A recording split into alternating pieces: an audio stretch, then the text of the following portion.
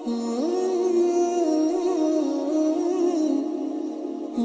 بالله من الشيطان الرجيم بسم الله الرحمن الرحيم الحمد لله فاطر السماوات والأرض جاعل الملائكة رسلا أولي أجنحة مثنى وثلاث ورباع يزيد في الخلق ما يشاء إن الله على كل شيء قدير ما يفتح الله للناس من رحمة فلا ممسك لها وما يمسك فلا مرسل له من بعده وهو العزيز الحكيم صدق الله العظيم۔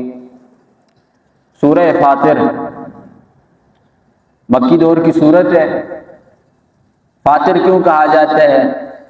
وہ جس طرح پچھلی سورتوں کے اندر ہم نے پڑھا تھا کہ کوئی لفظ آ جاتا ہے اسے اٹھا کر پوری سورت کا نام رکھ دیا جاتا ہے۔ ادھر بھی پہلی ہی آیت کے اندر آ گیا فاطر السماوات والارض، اللہ بغیر نمونے کے آسمان اور زمینوں کو پیدا کرنے والا ہے۔ یہ سورت بھی توحید کے مضمون کے اوپر چلے گی، آگے چل کر قیامت کا تذکرہ بھی آئے گا اور بھی عقائد کی اصلاح ہوگی۔ اب یہاں سے آگے تقریباً وہی والے مضمون ہیں جو ہم پیچھے پڑھ کر آ چکے ہیں، اب اتنی تفصیل آگے نہیں ہوگی۔ الحمدللہ، تمام تعریفیں اللہ ہی کے لیے، فاطر السماوات والارض، جو پیدا کرنے والا ہے آسمانوں کو اور زمینوں کو بغیر نمونے کے، یعنی پہلے کوئی نمونہ ان چیزوں کا نہیں تھا۔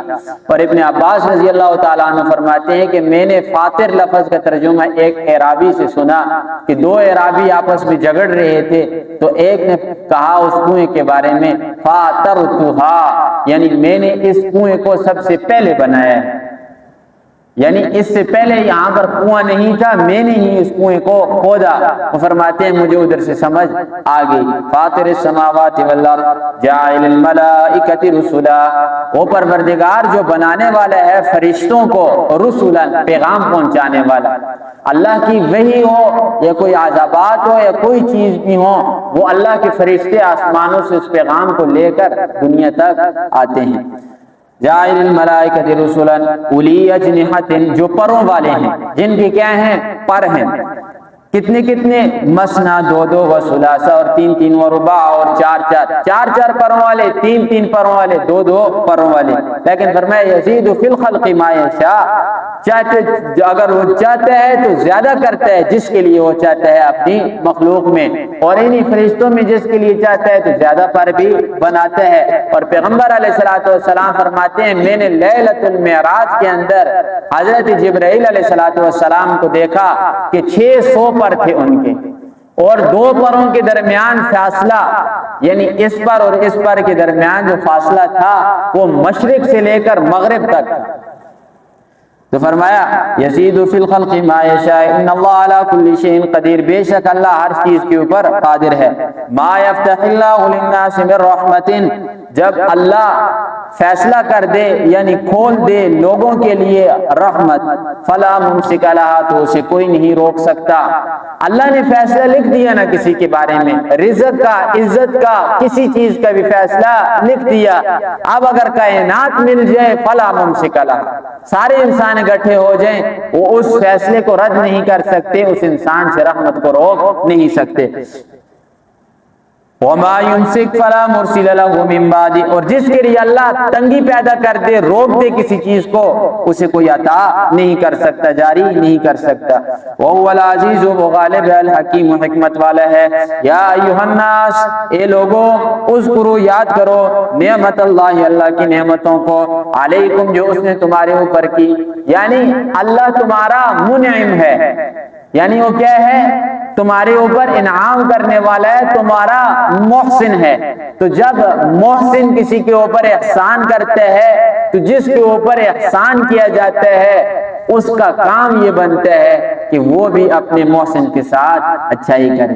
اور اللہ کے ساتھ سب سے بڑی اچھائی کیا ہے کہ ہم اللہ کی عبادت کریں، اللہ کی باتوں کو مانیں، جسے پیغمبر علیہ السلام نے فرمایا ان تعبد اللہ کأنک تراہ فإن لم تکن تراہ فإنہ یراک، کہ آپ اللہ کے لیے ہر کام کو اس طریقے سے کریں گویا کہ آپ اللہ کو دیکھ رہے ہیں۔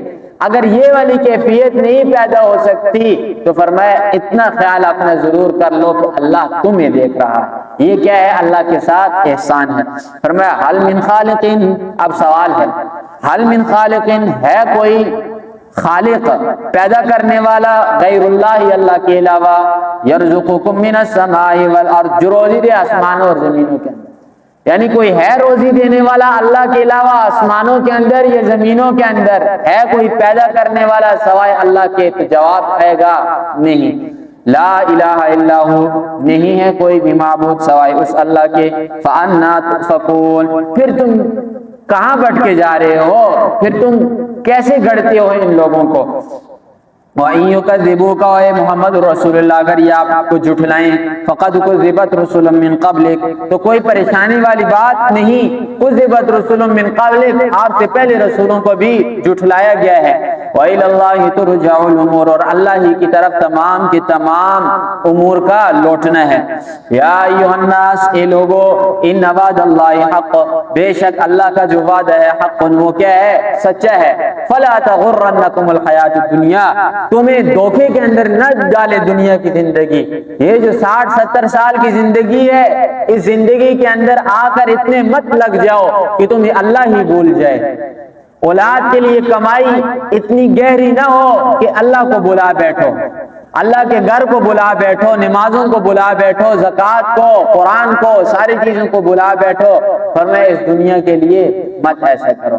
اور یہ دنیا اپنا آپ خود دکھلاتی ہے، یہ دنیا اپنا آپ خود دکھلاتی ہے۔ جب تک آپ کے پاس کچھ ہے، مال وغیرہ، جائیداد وغیرہ، اولاد وغیرہ، یہ ساری کی ساری دنیا آپ کے ارد گرد گھومے گی، رشتے بھی آپ کے سارے گھومیں گے آپ کے ارد گرد، اور عام لوگ بھی آپ کے ارد گرد گھومیں گے۔ جب جوانی ہوگی، مال ہوگا، ساری چیزیں، جوانی ختم ہوگی، بڑھاپا آ گیا، مال چلا گیا، پھر دیکھو نا کہ آپ کے جو سگے اور قریبی رشتہ دار ہیں وہ بھی آپ کے نزدیک آتے ہیں؟ کبھی نہیں آئیں گے۔ جب آپ کے پاس کچھ ہوگا پھر تو آئیں گے، جب کچھ نہیں ہوگا پھر کوئی نہیں آئے گا۔ یہ کیا ہے؟ دنیا کی زندگی ہے۔ فرمایا وَلَا يَغُرَّنَّكُمْ بِاللَّهِ الْغَرُورُ، اور اللہ سے دھوکے میں نہ ڈالے تمہیں۔ دھوکے میں ڈالنے والا یعنی شیطان کی دھوکے کے اندر بھی نہیں آنا۔ اس کی تو ذمہ داری یہ ہے کہ دن رات کسی طرح انسان کو ورغلائے۔